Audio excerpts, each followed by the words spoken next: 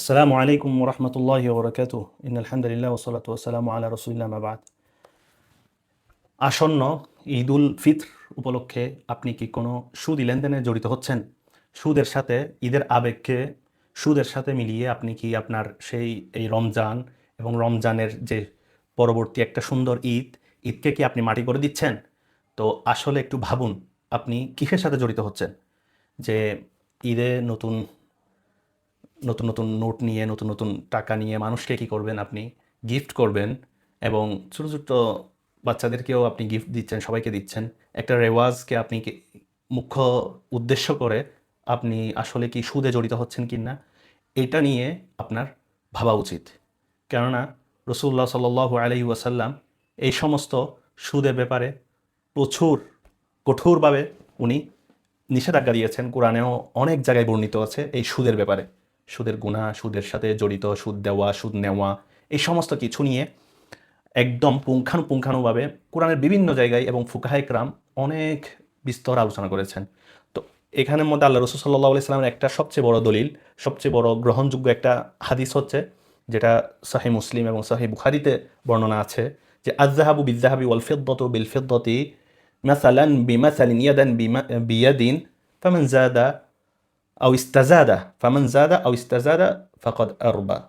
অর্থাৎ স্বর্ণের বিনিময়ে স্বর্ণ, রূপের বিনিময়ে রূপা, অর্থাৎ রূপা সমান সমান অথবা এবং হাতে হাতে, এটা বৈধ আছে। সমান সমান হতে হবে, স্বর্ণর সাথে স্বর্ণ যখন বিনিময় করতেছি, রূপার সাথে রূপা যখন বিনিময় করতেছি, এটা সমানভাবে হতে হবে। যদি এটা বেশ কম হয়, যে যে বেশি দিল এবং যে বেশি নিল, এই ক্ষেত্রে সে সুদে লিপ্ত হলো। এবং সুদের গুনার ব্যাপারে তো আপনারাও জানেন যে একজন নাউজুবিল্লাহ ৩৬ বার জেনার যে একটা বুহতান, যে একটা যেটার ব্যাপারে খুব কঠোরভাবে বলা হয়েছে যে ৩৬ বার কেউ জেনায় লিপ্ত হলে যে গুনাহ, সেই গুনায় লিপ্ত হওয়া। আবার সুদ মানে আল্লাহ সুবহানাহু ওয়া তাআলার সাথে যুদ্ধ, আল্লাহ এবং তার রাসূলের সাথে যুদ্ধে লিপ্ত হওয়া। এবং সুদের ব্যাপারে আল্লাহ এবং তার রাসূল যুদ্ধ ঘোষণা করেছেন। এগুলো ব্যাপারে আপনি অবশ্যই জানেন।